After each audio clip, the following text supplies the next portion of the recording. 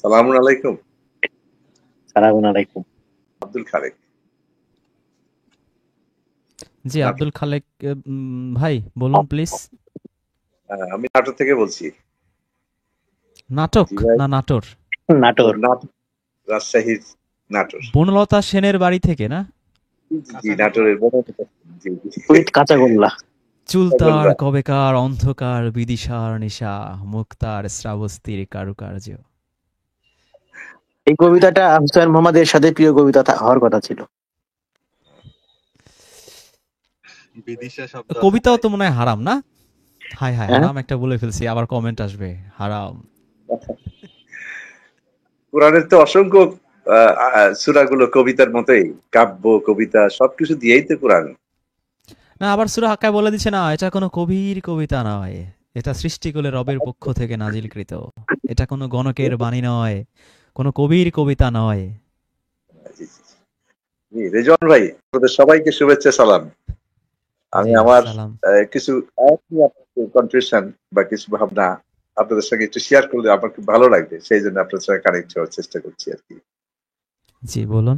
যেমন সূরা হাসরের 21 নম্বর আয়াত, সূরা নিসা 43 নম্বর আয়াত থেকে জানতে চাই যে এখানে কখন কোরআন নামাজে দাঁড়াতে হবে, কখন নামাজ পড়তে হবে, নামাজের কাছে যেতে নিষেধ করা হচ্ছে কোন কোন সময়। আমরা তো হ্যাঁ, জানি না ভাই, আপনি জানলে আমাদের টাইম বলেন। আমরা তো জানি ঘড়ি আমি আবিষ্কার হয়েছে 1505 সালে, তার আগে ঘড়ি ছিল না। না আমাকে ওখানে বলছে যে ইয়া আইয়ুহাল্লাযীনা আমানু লা তাকরাবুস সালাত ওয়া আনতুম সুকারা হাত্তা তা'লামু মা তাকুলুন। মানে আরো আরো কিছু বর্ণনা আছে সেখানে কোন কোন সময় নামাজে যাওয়া যাবে না। এখানে হুম। এক জায়গায় বলছি যে নেশাগ্রস্ত অবস্থায় যাবে না, এবং তুমি যা বলছো তা যতক্ষণ না বুঝতে পারছো ততক্ষণও যাবে না। এটাই কি সঠিক, নাকি শুধু নেশাগ্রস্তের জন্যই না আয়াতটা নাযিল হয়েছিল? যে এটা নিয়েই তো আমাদের আলেম ওলামারা ওয়াজ করে রাত শেষ করে দেয়। এই নেশাগ্রস্ত অবস্থায় যাওয়া যাবে না, মদ খাইছে, মদ খাওয়ার সময় নিষেধ ছিল, এইগুলো এইগুলো অনেক কিছু বলতে বলতে শেষ, রাত্রি শেষ, ওয়াজ শেষ। কিন্তু এখানে আল্লাহ যেমন বলছে যে হাত্তা তালাম মাতা করুন, তুমি যা বলছো তুমি কি তা যতক্ষণ না তা বুঝতে পারছো ততক্ষণও যাতে বুঝতে পারা হচ্ছে। এটাই কি সঠিক?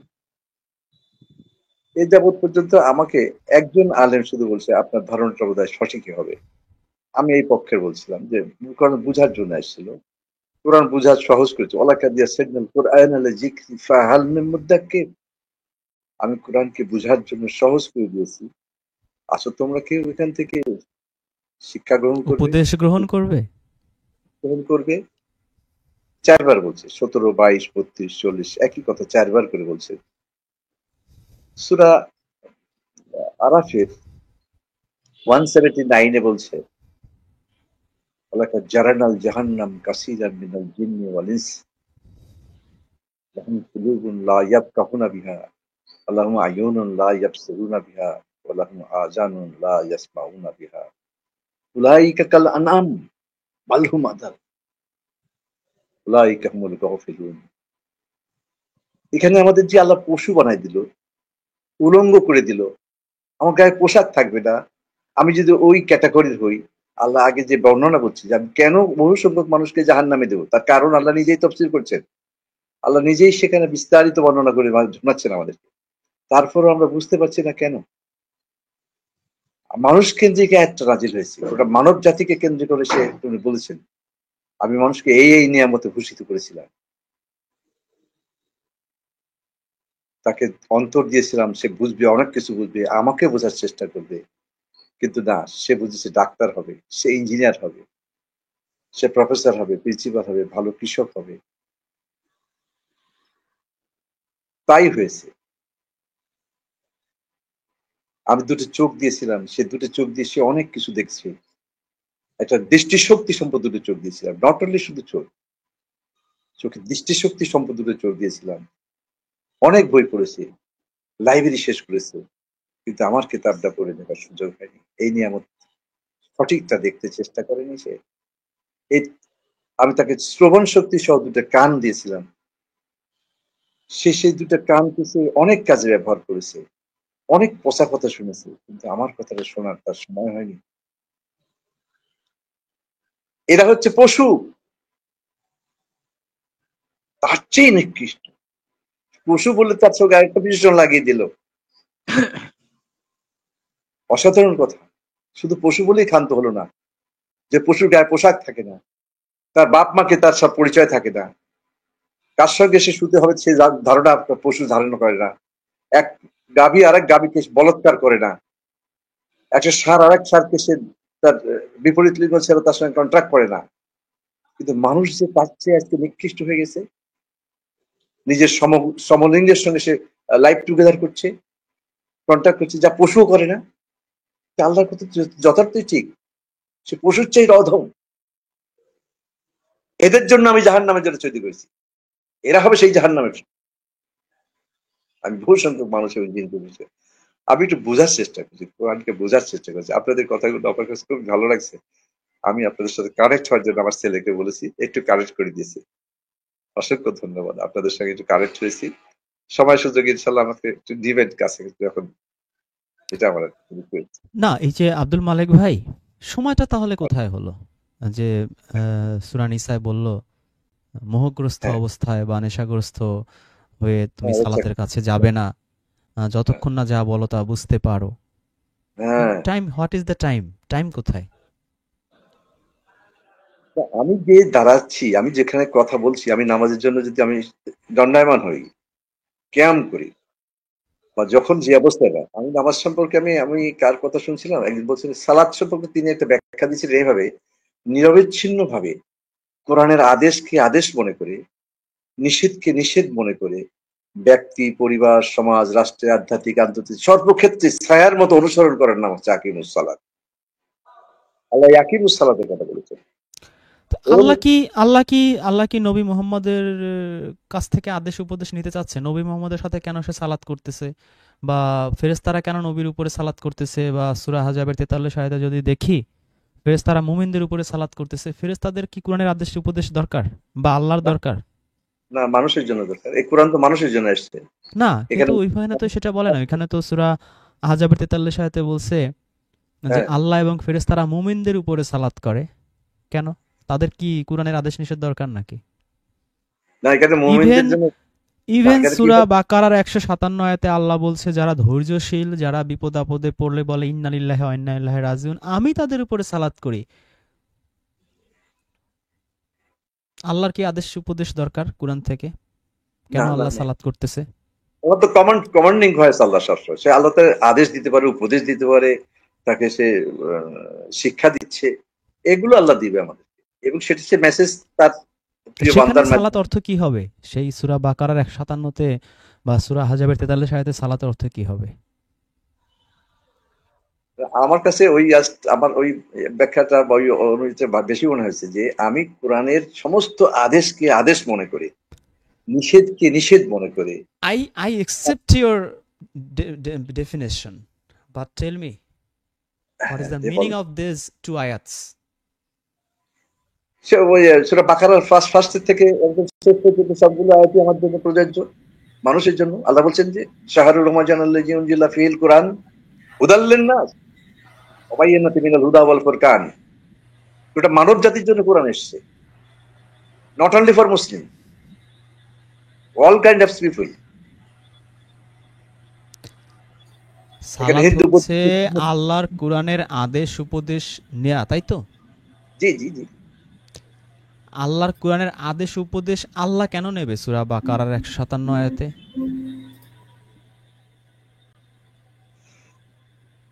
আমি 157 কথা বলিনি তো। আমি আমি আমি না, আমি বলতেছি। সবগুলাই তো বলতে হবে। আমার তো একটা অর্থ বললে তো 83 জায়গায় তো আমার অর্থটা মিলাইতে হবে। মিলাই দিতে ঠিক হবে আছে। না?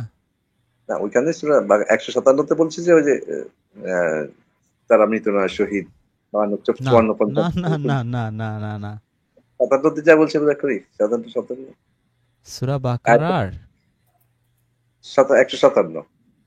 157 কি বলেন একটা শুরু করেন, স্টার্ট করেন। উলাইকা আলাইহিম সালাওয়াতুম সালাম মির রাব্বিহিম। ওয়া রাহমাত ওয়া উলাইকা হুমুল মুহতাদুন। এই তো হ্যাঁ, এইখানে এইখানে আল্লাহ সুবহানাহু ওয়া তাআলা বলছেন কি উলাইকা মানে কারা? উলাইকা বলতে কাকে মিন করছেন আল্লাহ তাআলা? Who is this person? সেখানে পারসন কি মিস করছে? উলাইকা তো আমার জানার দরকার না। আমি জানতে আপনি চাচ্ছি এই আয়াতে সালাত মানে কি? সেন্টেন্সটার অর্থ কি হবে? আমি এই সেন্টেন্স সম্পর্কে জানতে চাই। উলাইকা মানে কি? আপনার কাছে জানতে চাইলাম একটা অক্ষর, আপনি জানতে চাচ্ছেন আরেকটা। উলাইকা মানে তো আপনি জানেন ভালো করে, ওইসব লোক। হ্যাঁ, ওই সমস্ত লোকের জন্য। হ্যাঁ, তাদের জন্য তারা তাদের রবের কাছ থেকে প্রাপ্ত সঠিক পথের উপর আছে। উলাইকা আলা হুদাম উলাইকা আলা সালাওয়াতুম মির রাব্বিহিম সালাওয়াতুম মির রাব্বিহিম তার রবের পক্ষ থেকে প্রাপ্ত সঠিক পথের উপর আছে। ওয়া উলাইকা হুমুল সালাত মানে মুহতাদুন। হচ্ছে সঠিক পথ। সালাত মানে সঠিক পথ এখানে। এখানে সালাওয়াত তাই তো? এখানে সালাত অর্থ সঠিক পথ, তাই তো? আহ, আমি তাহলে তো হাদিস পন্থীদের মতো এক এক জায়গায় এক এক রকম হয়ে যাবে ভাই। না না সাথে সালাওয়াত হচ্ছে এখানে সম্ভবত সালাওয়াত সালাওয়াত আমি আমি আমি এখানে যদি সঠিক পথ হয় তাহলে তো আমি একেবারে একটা শেষে আছে মুহতাদুন, সেখানেও তো অর্থ তাহলে কি করবেন? সেখানে মুহতাদুন তো হচ্ছে তো সেই সঠিক পথ। তাহলে কি এই আয়াতে আল্লাহ দুইবার সঠিক পথ কথাটা বললো?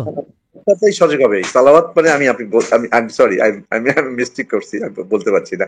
আর সরি, আমি কিন্তু কোনো মাদ্রাসা ব্যাকগ্রাউন্ড না, আমি কোন মাদ্রাসার ছাত্র না, মাদ্রাসা বারান্দাতে পড়া দিই। আমি কোরআন থেকে কোরআন বোঝার চেষ্টা করছি। আমি নিজে কোরআনের একজন পাঠক। উই আর আমি স্টিল ইন দ্য কুরআন। আমি কিন্তু কোরআনের বাইরে যাইনি। জি জি জি না, ঠিক আছে, আপনি আপনি রাইট, আপনি ঠিক আছেন। সালাওয়াত মানে তাহলে কি হবে আমাকে একটু বলে বুঝাই দেন। সালাওয়াত বলতে কি বোঝাচ্ছে আল্লাহ তাআলা এখানে? উলাইকা তারা আছে তাদের রবের পক্ষ থেকে কি কিসের উপরে? সালাওয়াতের আপনি কি আমাদের দুরূদ শরীফের ওই যে আর্টিকেলটা পড়ছেন? ওয়েবসাইটে দেয়া আছে দুরূদ শরীফ নামে, দুরূদ শরীফের হচ্ছে কুরআন অপব্যাখ্যা দুরূদ শরীফের নামে, সেই আর্টিকেলটা পড়ছিলেন বা সেই ভিডিওটা দেখছিলেন? না সরি আমি দেখিনি। ওইখানে আমরা এই সূরা আহজাব আপনাকে যেটা প্রথম বলছি, সূরা আহজাবের 43 আয়াত, যেটা আল্লাহ এবং ফেরেশতারা মুমিনদের উপরে সালাতটা করে। 56 আয়াত আল্লাহ এবং ফেরেশতারা নবীর উপরে করে। মানুষকে বলছে যে, মুমিনদের বলছে তোমরা নবীর উপরে সালাতটা করো। সেইখানে আমরা প্রায় 20টার মতো আয়াত আনছি, আইনে এই সালাত জিনিসটা আলোচনা করছি, দুরূদ শরীফ জিনিসটা আলোচনা করছি। আমার মনে হয় সেই আর্টিকেলটা যদি আপনি পড়েন আপনার রিসার্চে অনেক হেল্প হলেও হতে পারে। আমাদের ওয়েবসাইটে গেলে পাবেন taskiyanofs.com এ, অথবা ইউটিউবে ওইটার ভিডিও আকারে করা আছে, আরো প্রায় 1-1.5 বছর আগের আর কি ভিডিও যদিও, কিন্তু আর্টিকেলটা আর কি ওইটাকে ট্রান্সক্রিপ্ট করে নতুন আর কি আর্টিকেলটা করা হয়েছে।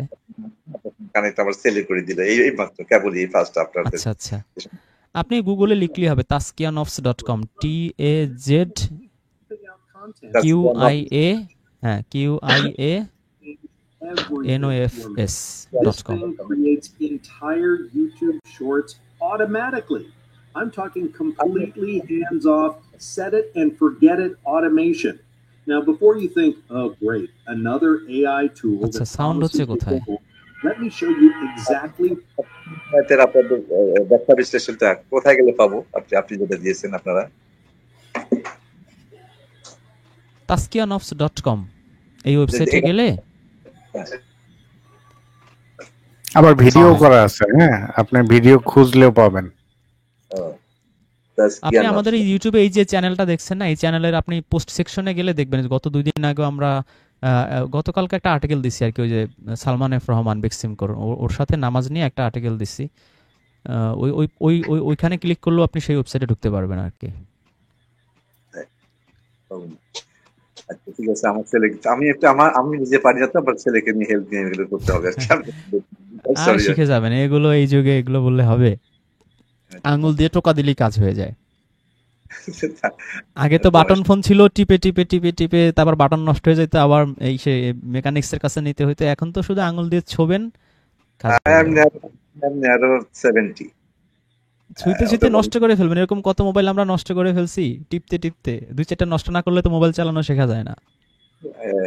তবু মেমোরি এখন অতটা কাজ করতে চায় আননোন না। চ্যাট জিপিটি কে বলবেন, চ্যাট জিপিটি প্লে স্টোর থেকে ডাউনলোড, ওকে ছেলেকে বলবেন চ্যাট জিপিটি এনে দাও, তারপর ওখানে লিখবেন। চ্যাট জিপিটি কে বলবেন আমি মোবাইল মোটেও চালাইতে পারি না, আমাকে শিখা, দেখবেন শিখাই দেবে আপনাকে।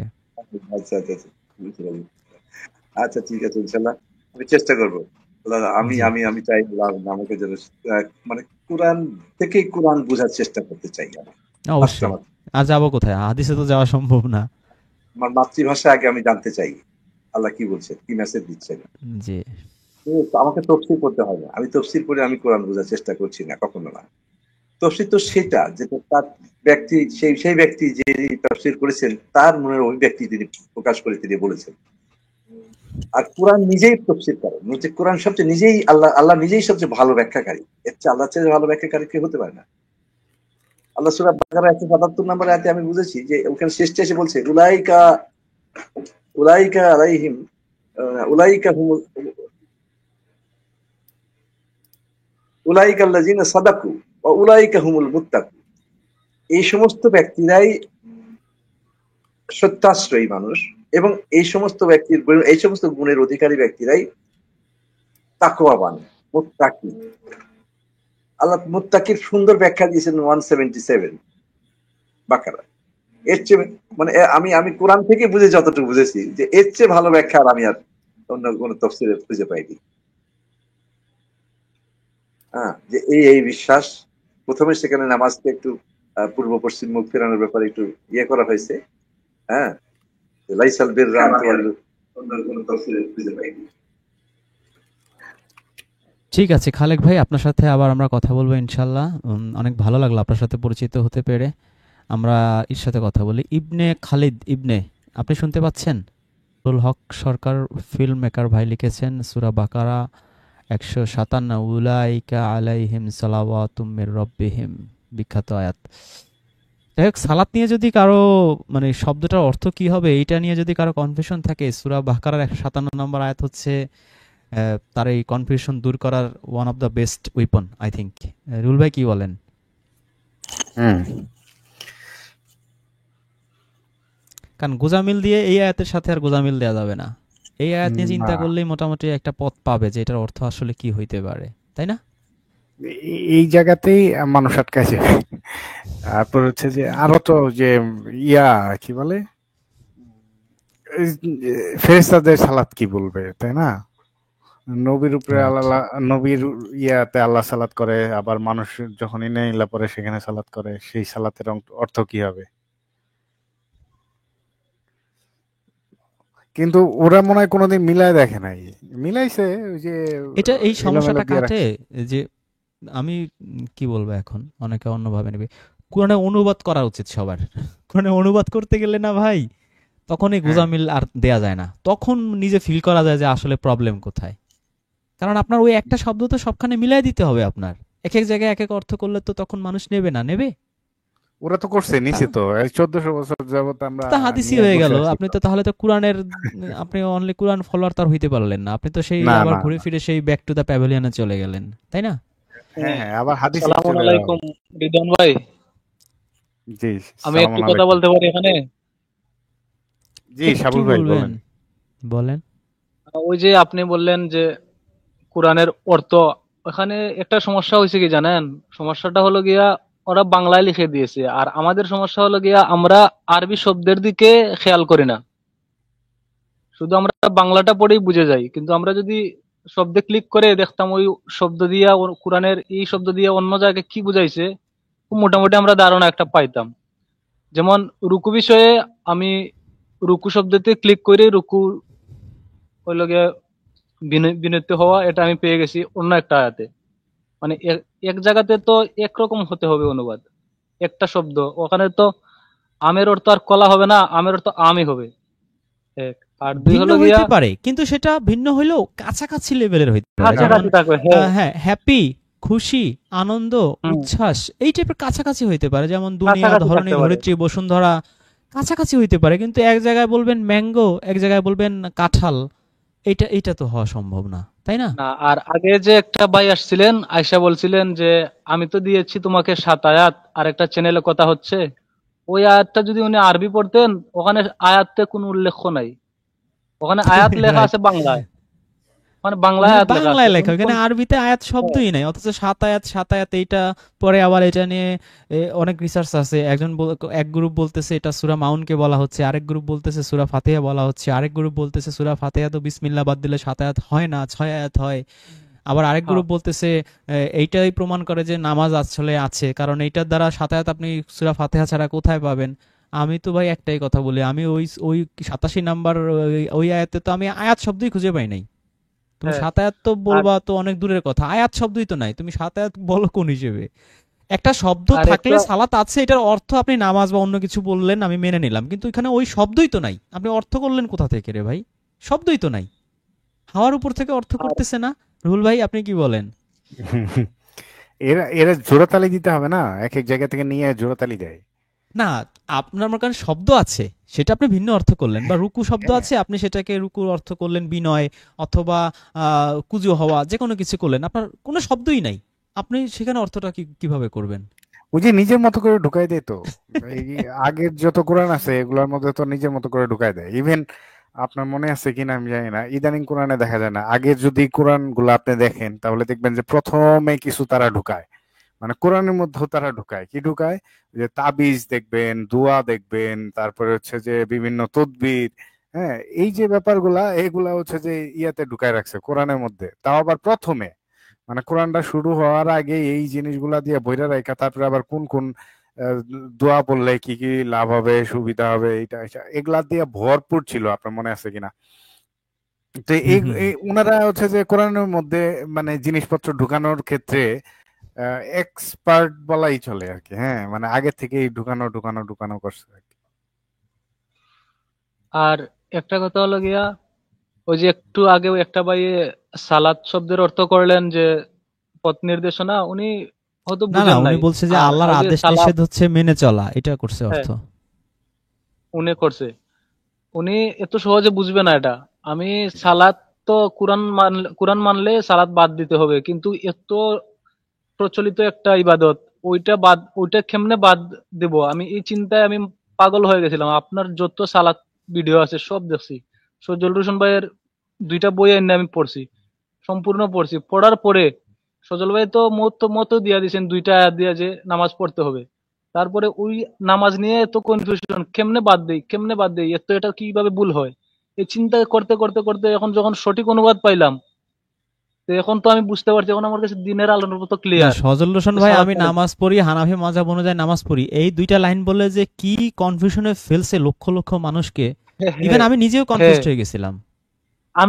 আমি তো ভাবি ওখানে গিয়ে যে সজল ভাই এবং কিভাবে ওই মানে ওই বললো 2টা যে কথার কারণে কিন্তু এই যে আপনার হচ্ছে এই যে আক্কাস আলী কিন্তু একটা ভালো করতে পারছে, ফিল্ড পাইছে সজল রোশন হ্যাঁ, হ্যাঁ ও ভাইয়ের ওই 2টা মনে করছে কথার যে কারণে। তাহলে এইভাবে মনে হয় পড়া হ্যাঁ, যেত সজল আর রোশনে কি। বলছে নামাজ আছে, হানাফি মাযহাব অনুযায়ী পড়ে, তা আক্কাস আলী তাই বলতেছে, তাহলে তো মিলে গেল ওই 2 যে 2 4।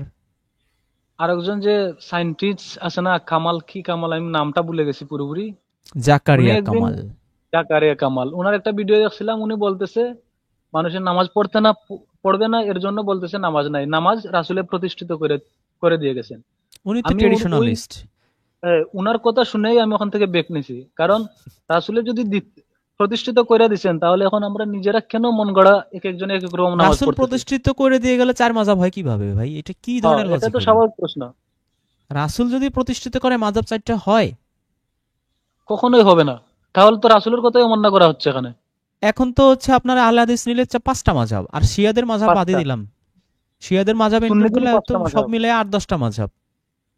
হ্যাঁ এবং আরো নবী মজা আছে তো, কিভাবে হচ্ছে যে এখন যে নিজে। আমরা যে 4টা মাযহাব বলতেছি, আসলে কিন্তু 4টা মাযহাব ছিল না, মাযহাব ছিল 20-এর উপরে, কিন্তু 4টা হইছে, হিট হইছে, মার্কেটে চলছে, মানে বাকি এগুলো আরো ছিল। জনপ্রিয়তা পাইছে বেশি। হ্যাঁ, এগুলা এই মার্কেটে চলছে বেশি। তার মানে এই না যে হুম। শুধু 4টা ছিল, তাহলে এত মাযহাব হবে কেন রে ভাই? মাযহাব তো হবে মুহাম্মাদি মাযহাব, তাই না? আর একটা এখন তো আরেকটা সিস্টেমে বের হয়ে গেছে নামাজ, ওই যে হিজবুত তাওহীদ আন্দোলন মিলিটারি ট্রেনিং আমিও দিয়েছি অনেকদিন। আপনিও দিছেন, সব দিক ঘুরছে রে ভাই, আমাদের মতো এদের অবস্থা। নামাজটা দেখছিলেন রেজন ভাই, দেখছেন?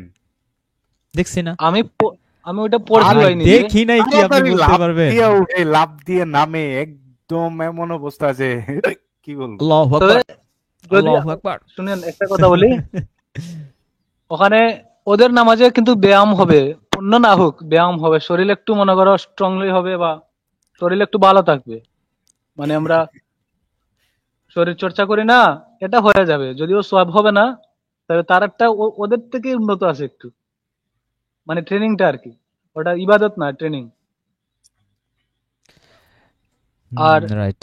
একটা কথা হলো গিয়া ভাইয়া, ওই আমার বয়স 30 বছর, আমি হিজবুত তাওহীদে যখন ছিলাম তখন আমি হেদায়েত মানে জানতাম হলো গিয়া সঠিক পথ নির্দেশনা, এই জিনিসটা শুধু জানতাম, কিন্তু আমাকে কেউ জানায় নাই যে হেদায়েত হলো গিয়া কোরআন। আমি শুধু জানতাম সঠিক পথ নির্দেশনা। না, হেদায়েত কিন্তু কোরআন আমি না তো, যখন হেদায়েত তো সঠিক পথ না, সঠিক পথই তো সঠিক ঠিক পথ আছে, তো ঠিকই তো আছে। হ্যাঁ ঠিকই তো আছে ভাই।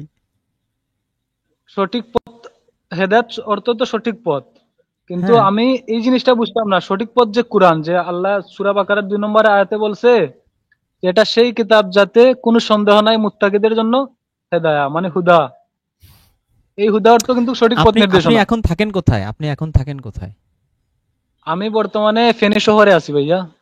আচ্ছা, ফেনীতে কি ঘরবাড়ি আছে না রাস্তাঘাটও আছে, পুকুর টুকুর নদী নালাও আছে, ফেনী ওখানে ধান তো ক্ষেত, ধান বৃষ্টিপাত, ক্ষেতও আছে, মাঠও আছে, বলেন তো? হ্যাঁ সবকিছুই তো আছে। সব আছে নাকি সব পথ? হ্যাঁ নাকি সব পথ? রোড না তো সব, বোঝেন, রোড হ্যাঁ রুট বুঝি। তো। হেদায়েত হচ্ছে রোড, এই রোড, এই হ্যাঁ রাস্তা আল্লাহ দিবে। রাস্তা কেন দিবে? মানুষ রাস্তা কেন বানায়? ফেনী থেকে রাস্তা যদি একটা বানায় তো কেন হুম বানাবে? ফেনীর সাথে নিশ্চয়ই লোকাল উপজেলা বা লোকাল ইউনিয়নগুলো মেলবন্ধন করার জন্য, বা ফেনী থেকে নোয়াখালী যাওয়ার জন্য, বা ঢাকা যাওয়ার জন্য, কুমিল্লা যাওয়ার জন্য, আশেপাশের জেলা শহরে যাওয়ার জন্য, বা আশেপাশের গ্রামে বা আশেপাশের উপজেলা যাওয়ার জন্য, তাই তো? হ্যাঁ তো কুরআনে যে পথ দিছে আল্লাহ, এই পথটা দিছে কোথায় যাওয়ার জন্য? রাস্তাটা যাবে কোথায়? শেষ সীমা কোথায়? এই রাস্তা তো শেষ সীমা জান্নাত আর জাহান্নাম। হ্যাঁ, এই যে আদমকে সূরা বাকারার 38 আয়াতে বলা হয়েছে যে গেট আউট ফ্রম জান্নাত, কেন?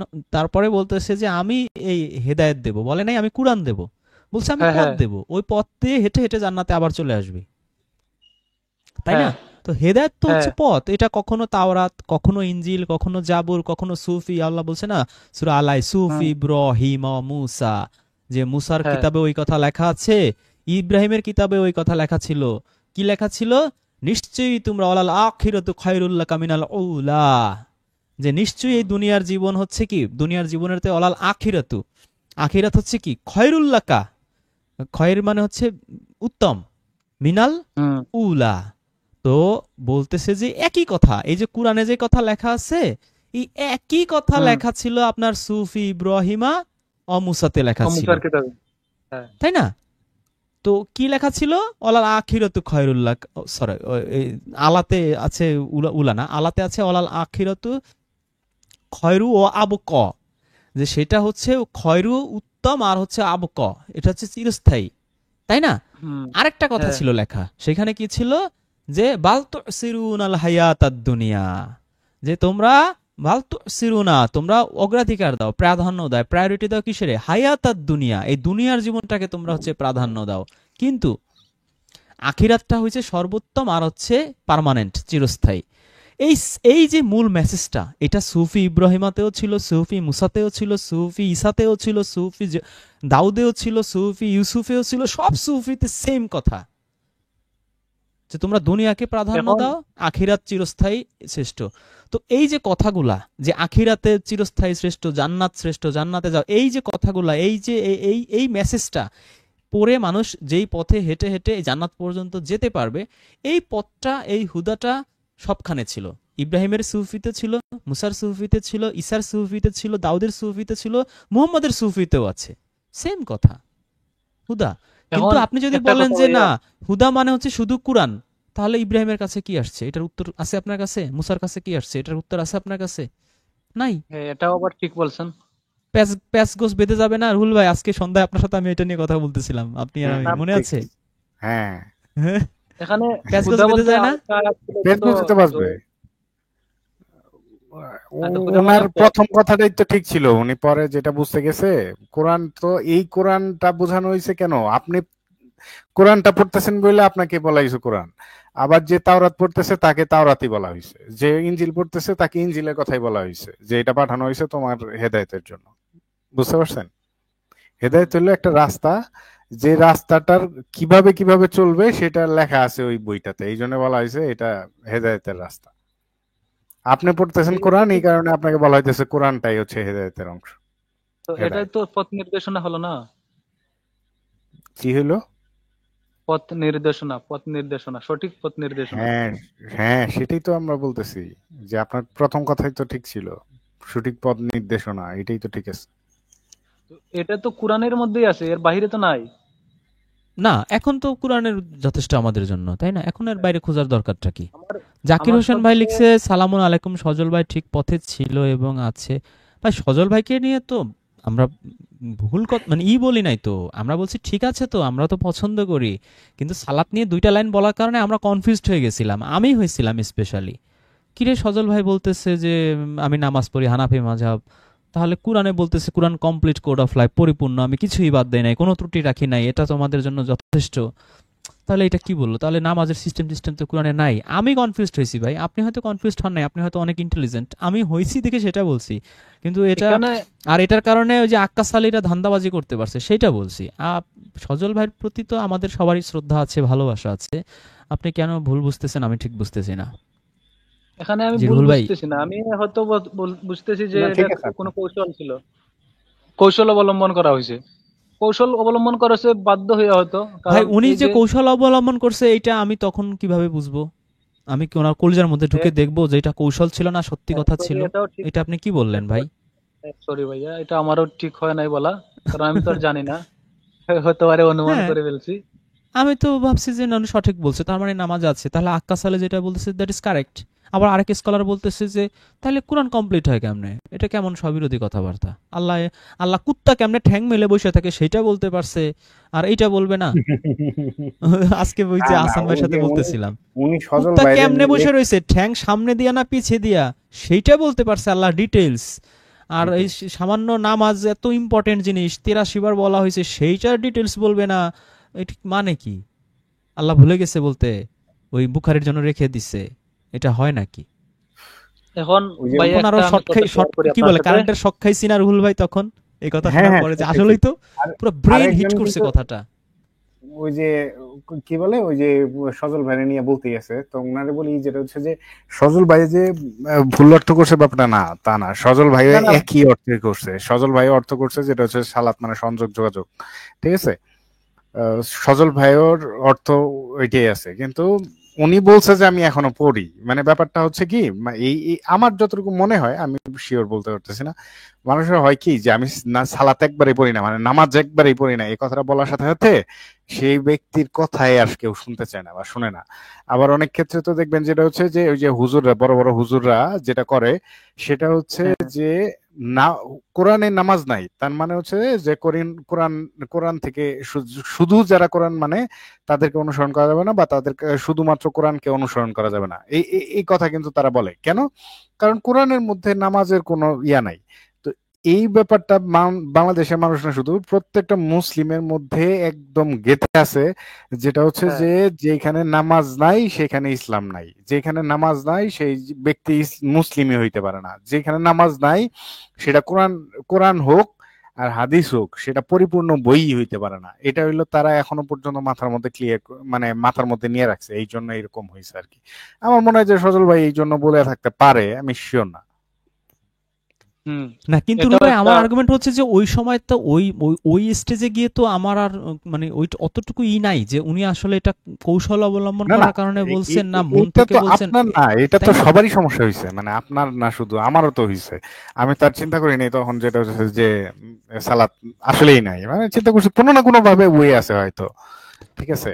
বা এটা হুম। শুধুমাত্র মানে আমার কাছে তখন যেটা রিয়েলাইজ হয়েছে, এটা মানে নামাজটা শুধুমাত্র হচ্ছে যে একটা ওয়ে, যেটার মাধ্যমে হচ্ছে যে নিজেকে পরিশুদ্ধ বা নিজে হয়তো বা থিঙ্কিং করতে পারবো, নিজে হয়তো বা চিন্তা করতে পারবো, নিজে হয়তো ওই যে মেডিটেশনের সাথে মিলাইতাম আমি, মানে মানে মনে হইতো আমার যে মেডিটেশনের মতো একটা কিছু হইতে পারে এরকম সালাদ, মানে এর চাইতে কিছু আমার কাছে ইয়া হইতো না আর কি। তো এটা আসলে কনফিউজিং, মানে উনি যেভাবে ইয়া করছে ওটা কনফিউজিং ছিল, যে কেউ শুনলে আসলে ক্লিয়ার হইতে পারবে না। রেজন ভাইয়ের ভিডিও সবচেয়ে ভালো ক্লিয়ার করতে পারছেন আপনি। আসলে উনি ক্লিয়ার করেন নাই সালাদ কিভাবে করবে বা কি করবে কিভাবে, এটা ক্লিয়ার করেন নাই উনি।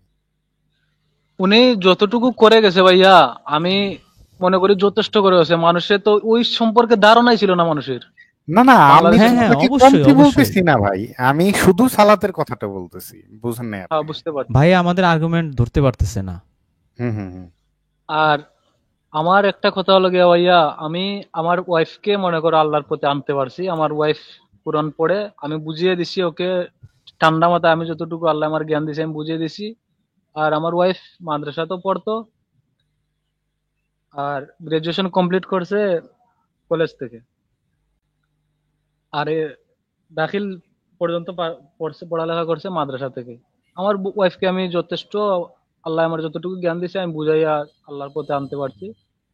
আর কুষ্টিয়ার একজন লোক, হিজবুত তাওহীদ আন্দোলনের একজন আমির, পুরানা আমির, উনি, ওনার বয়স অনেক 50+। ওনার সাথে আমি যুক্তিতর্ক করে উনাকেও আল্লাহর পথে আনছি। মানে উনাকে, উনি কখনোই মানবে না যে, উনি জানে না, ওনার বাড়ি তো কুষ্টিয়া, আমার বাড়ি সিলেট, আমি ফেনী শহরে থাকি।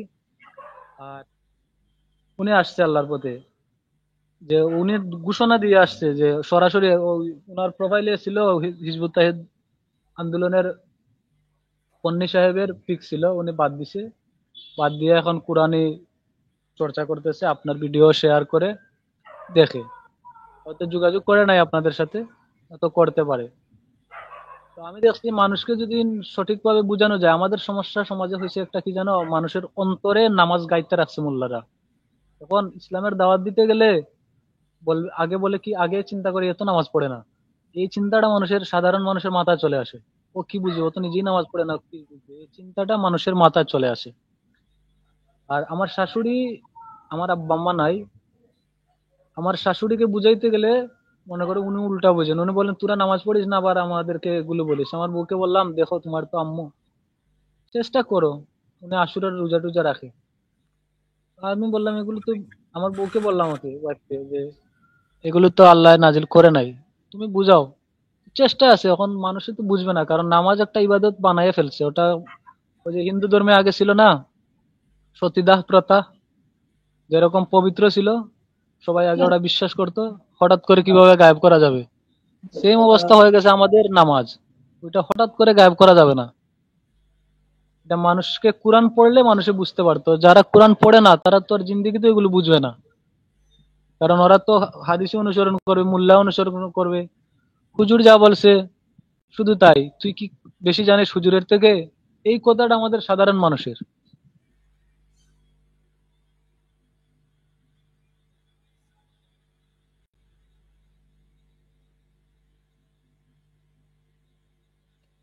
জি, আমাদের সাথে আর দুজন আছে, তো ওনাদের সাথে একটু কথা বলি। জি, আপনারা একটু কথা বলেন তো, আনমিউট করে। সালামুন আলাইকুম।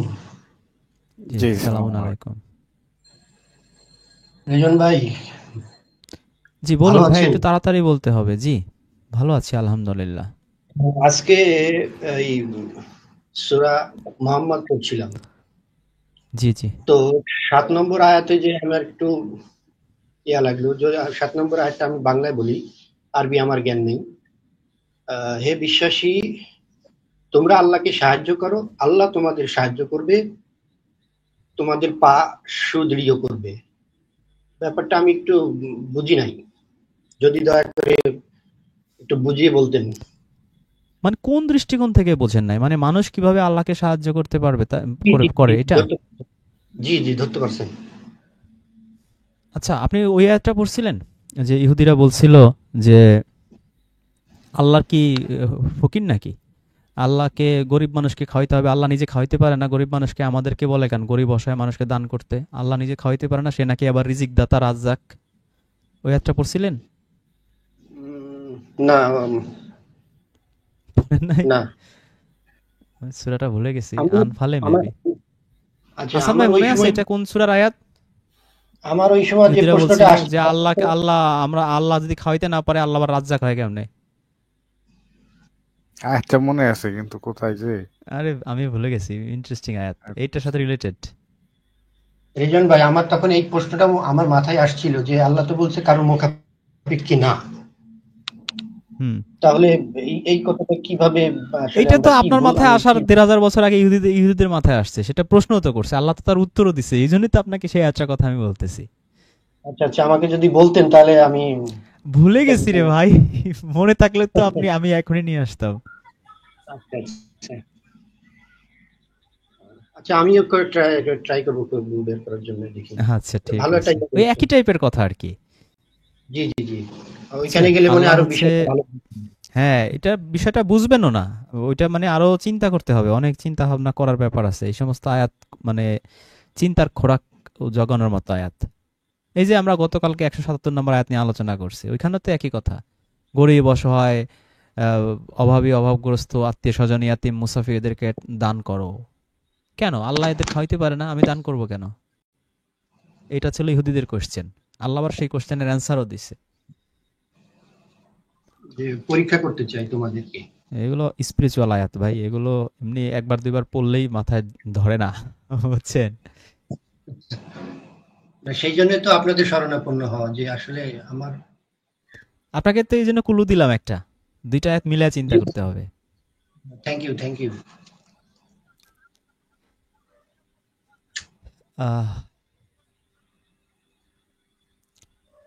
আচ্ছা, আবু নাসের, আবু নাসের আপনি শুনতে পাচ্ছেন?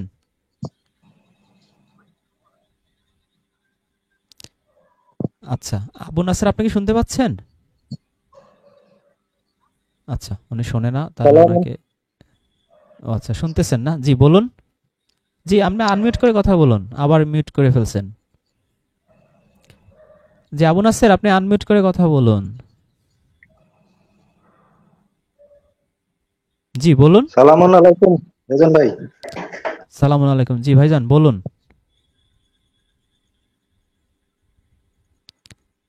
আরে এইরকম বারবার মিউট করলে হবে? আপনি আচ্ছা, মিউট অন্য করে কারোর কথা সাথে বললে কথা কেউ শুনবে?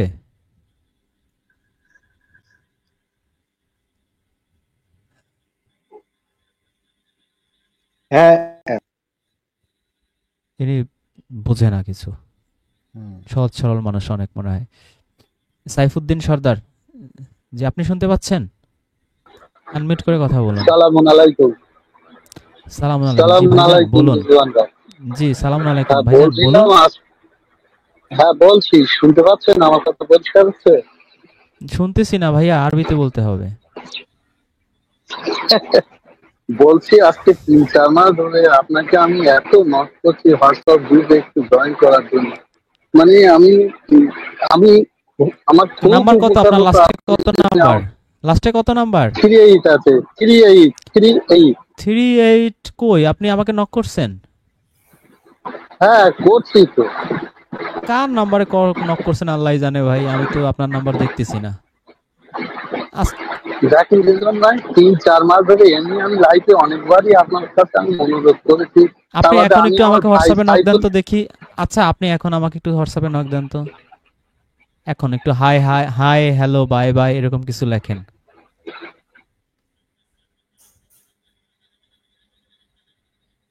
দিছেন? দিয়ে একটু বলেন।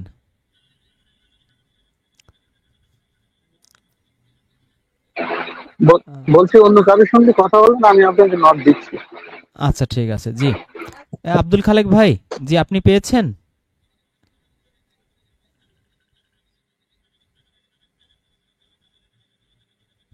হ্যালো আব্দুল খালেক ভাই, আপনি কি পেয়েছেন সেই সূরা? আচ্ছা উনি মনে হয় শুনতে পাচ্ছে না। রিজন ভাই, ওই যে 36-47 মানে ওরকম একটা কথা আছে যে আমরা কেন খাওয়াবো যাকে আল্লাহ খাওয়াতে পারতেন। হ্যাঁ হ্যাঁ 36-এ না? দেখছো ইয়াসিন সূরায়, আর বিখ্যাত সূরা, তাই ভুলে গেছি। 47-এ? জি জি ভাই আমি আব্দুল খালেক ভাই। আর যখন তাদেরকে বলা হয় আল্লাহ তোমাদেরকে যে রিজিক দিয়েছেন তা থেকে তোমরা ব্যয় করো, তখন কাফিররা মুমিনদেরকে বলে আমরা কি তাকে খাদ্য দান করব? আল্লাহ চাইলে যাকে খাদ্য দান করতেন। সেই রকম কথা ভাই। মানে এই কথাটা কিন্তু আসলে অনেকে বলে, মানে যাদের অনেক টাকা হয়ে যায় না, তারা কিন্তু এরকম চিন্তা করে যে আমি কি কম কষ্ট করে এত বড় হয়েছি, তো হচ্ছে যে আমি এত বড় হইছি, আমি টাকা পয়সা তারা দিব কেন? সে কষ্ট করে খাইতে পারে না? আর রিজিক যদি আল্লাহ দিয়ে থাকে কাম করে তাহলে খাইতে তারে পারে দেই। না, এই যে ভিক্ষুক আসলে তো আমরা বলি এই কাজ করে খাইতে পারো না। অনেক মহিলারা আসলে বলে ফেলে, আমি দেখছি অনেকের একেবারে সরাসরি বলি, এই গাট্টা গোট্টা আছো, কাজ করতে পারো না, কাজ করবো আমাদের বাড়িতে। সে বলে যে না, আমরা অন্য বাড়ি কাজ করবো না, আপনি ভিক্ষা চাইছি, থাকলে দেন, না থাকলে নাই। হ্যাঁ, কাজ করতে পারো না, ভিক্ষা করো, এই সে জানো নবীর শিক্ষা করো না ভিক্ষা, এর নিকৃষ্ট হালাল, কেন করো এগুলা? তারপর ওই যে কুড়াল মারা হাদিস মাইরে দেয়, হুম হুম। ঠিক আছে? মানে ভিক্ষাতে যেন দেয়া না লাগে। সে কুড়ালের হাদিস তো জানেন সবাই, হ্যাঁ হ্যাঁ, জানি জানি। কুড়াল মারা হাদিস মেরে দেয়, ভিক্ষা করা যাবে না। মানে খুব কষ্ট লাগে। সে কুড়াল দিয়ে কাজ করে খায় না, ই করে, তোমার তো দরকার নাই। তোমার কাছে আল্লাহ পাঠাইছে, তোমার তৌফিক থাকলে তুমি তাকে দিবা, তোমার তো জ্ঞান দেওয়ার কি দরকার আছে? তারপরে যে আপনি যেটা বলেন এটাও অনেকে বলে ফেলে, হুম। এগুলো খুব ডেঞ্জারাস, আমরা তো বুঝি না, হুটহাট বলে ফেলি। আচ্ছা, আজকে একটা প্রশ্ন দিছিলাম, মাসুদ আপা মনে হয় অ্যান্সার লিখছে, তোমরা তোমার রবকে ডাকো চুপি সারে, কাকুতি মিনতি করে, আল্লাহ নিশ্চয়ই সীমা লঙ্ঘনকারীদের পছন্দ করে না। আচ্ছা, ন্যাশনাল নিউজ ফেডারেশন, ওরে বাবা, এত বিশাল ফেডারেশন আমাদের কমেন্ট করে। রিজন ভাই, রিজন ভাই, আমার একটা প্রশ্ন, নামাজ আরবি কোন শব্দ থেকে আসলো? সালাত থেকে। নামাজ বাংলা অনুবাদ, নামাজ বাংলা অনুবাদ না, নামাজ হচ্ছে ফার্সি অনুবাদ। এটা বাংলাই করছে আর কি, কোঅপ্ট করছে অনুবাদ। নামাজের শব্দ কি আপনার কাছে একটু জানতে চাই আমি ভাই। নামাজটা কোথা থেকে আসলো? কোরআনে আছে সলাত। নামাজে ফার্সিরাদের আবিষ্কার, ওরা হচ্ছে গাহ করতো, গাহ 5 ওয়াক্ত ওদের গাহ আছে। আপনি ওদের ওয়েবসাইট আছে, জরথ্রুস্ট্রিয়ান রিলিজিয়ন, সার্চ দিবেন পেয়ে যাবেন, ওদের 5 ওয়াক্ত নামাজ আছে। ওরা এটাকে নামাজ বলে না, ওরা বলে গাহ। আর ওরা যে জরথ্রুস্ট্রিয়ান ধর্ম আগুনে ছিল, পূজা করে দেয়। হ্যাঁ হ্যাঁ হ্যাঁ, ওরা হচ্ছে যে আর্দা ভিরাজ, এই মিরাজের কাহিনী এই ভিরাজ থেকে আর কি কপি পেস্ট করা ওদের ওই যে ম্যাক্সিমামই একই রকম একই সিস্টেম, জিনিস, মানে এটা শুধু নাম মেয়ে চেঞ্জ করে। মানুষ মেয়ে মানুষ ঢুকতে পারবে না, আগুনের কাছে যাইতে পারবে না, তারপরে হচ্ছে যে যখন হায়েজের অবস্থায় থাকবে তখন আগুন ধরতে পারবে না, কি কি আরো যেন অনেক এরকম নিয়ম আছে ওদেরও। তবে ওইটা অনেক মনোথিস্ট ধর্ম আর কি, একেশ্বরবাদী ধর্ম আর কি। ওইটা ছিল ওদের রাষ্ট্রধর্ম, মানে ওদের ওই পার্সিয়ান সাম্রাজ্যের আর কি রাজধর্ম ছিল এইটাই, জরথুস্ট্রবাদ। পরে খলিফা ওমর যখন এদেরকে মানে পরাজিত করছে, তখন এরা ইসলাম ধর্ম গ্রহণ করছে। মানে মন থেকে করছে না কৌশলের জন্য করছে, সেটা আল্লাহ ভালো জানে। তারপরে আস্তে আস্তে এই নামাজ, এই ওদের জিনিসগুলো, নামাজ, মিরাজ, ভিরাজ, এগুলো সব ঢুকাইছে। আচ্ছা, এরপরে সালাম আলাইকুম। জি, রিজন আসসালামু ভাই, আলাইকুম। জি ভাইয়া বলুন। হোয়াটসঅ্যাপে আমি নক দিছিলাম, আমি বললেন যে সিকিউরিটির ব্যাপার আছে, এর জন্য আমাকে আসলে কি করতে হবে? কই, আমি আপনি বুঝি নাই কই নক ব্যাপারটা। দিছেন? আমি তো ভাই হোয়াটসঅ্যাপে যে আমার ট্যাব খোলা আছে, তো আমি তো পাচ্ছি না। এটা অনেক আগে দিছিলাম আমি। অনেক আগে দিলে কোথায়, নিচে চাপা পড়ে আবার গেছে ভাই, একটু আপনি দেন, এখন এটাই তো বললো। নক দেন। আচ্ছা আচ্ছা, ঠিক আছে। অনেক আগে না, দিলে তো অনেক আগে নিচে চলে গেছে ভাইয়া। আপনি বলছিলেন সিকিউরিটির ব্যাপার আছে, আমি এই যে বুঝি নাই এই জন্য। ও, লিখছিলাম না যে আপনার ডিটেলস বলেন আর কি। জি জি, তাহলে কি আমি এনআইডি দিয়ে দেবো? হোয়াটসঅ্যাপ নাম্বারটা দিবেন রেজান ভাই? হোয়াটসঅ্যাপ নাম্বার সেই ইউটিউবের ডিসক্রিপশনের মধ্যে আছে। তাই? মানে এখানে হচ্ছে কি, অনেকে যে হোয়াটসঅ্যাপে অ্যাড হয়ে আবার ধান্দাবাজি করে, আবার ব্ল্যাকমেইল করে, আবার অনেকের ক্ষতি করে, ফোন টোন দিয়ে হুমকি ধামকি দেয়। বিভিন্ন ক্যাটাগরির মানুষ আছে, তো তো সবারই তো একটা সিকিউরিটির ব্যাপার আছে, বুঝছেন? তাহলে আমার কি এখানে প্রায় 1000-এর মতো ছিল, আমি এক দিনের মধ্যে না 2 দিনের মধ্যে প্রায় 600 রিমুভ করে দিয়েছি, 6 থেকে 700, যেগুলোর কাছে আমার আননোন মনে হয়েছে রিমুভ করে দিয়েছি। কারণ যারা থাকবে তাদের একটা সেফটির ব্যাপার আছে, কারণ ধান্দাবাজ, তারপরে হুমকিবাজ, জঙ্গি টঙ্গি, এদের তো অভাব নাই, তাই না? তা তো বটেই। খাতিল টাতিল জমায় আপনাকে ডেকে নিয়ে যাবে, হ্যাঁ ভাই আমি কোরআন ডেকে মানি, নিয়ে তারপরে বলবে যে তারপরে গর্দান ফেলে আপনার দিবে। ইনকামের 20% দিয়ে দেন। হ্যাঁ, গর্দান টর্দান ফেলে দিবে। আবার আপনার সাথে ভাবটাপ জমায় বলবে, ভাই আমার অভাব টভাব এই সেই, আমাকে টাকা পয়সা দেন। তো কত ধরনের মানুষই তো থাকে, টাকা পয়সা বুঝছেন চাওয়া না? তো ঠিক আছে, কিন্তু কথা হচ্ছে যে ভাই সেটা ঠিক আছে, 20% কিন্তু কল্লা ফেলে গেলে, পড়ে গেলে তো আরেক বিপদ। ঠিক আছে। তাহলে কি আমি ওই এনআইডি দিয়ে দিব ভাই? এনআইডি বলতে আপনার এমনি বললে তো আমরা মোটামুটি তো টোন শুনলে বুঝেন না? টোন শুনলে বুঝে ফেলাই কোনটা জঙ্গি, কোনটা সুন্নি, কোনটা শিয়া। এটা অন্য কিছু লাগবে না। দেখা গেল দিবেন আপনি একটু। ঢুকলেন, ভাই ভালো ভালো, আমি শুধু কোরআন মানে বলে টলে, তারপরে 2-4 জনকে নিয়ে যে কল্লা ফেলে পদ্মার ব্রিজে দিয়ে আসছেন। 2টা ফেলছেন, 72 144টা পড়িয়া হুর পড়িয়া আপনার জন্য রেডি জান্নাতে। তখন তো আচ্ছা আরেক রেজাল ভাই, মুসিবত। একটু রেজাল ভাই একটু দেবেন হোয়াটসঅ্যাপ নাম্বারটা একটু প্লিজ, একটু নাকি 01626966716 01626 966716। 966 716, ঠিক আছে? 0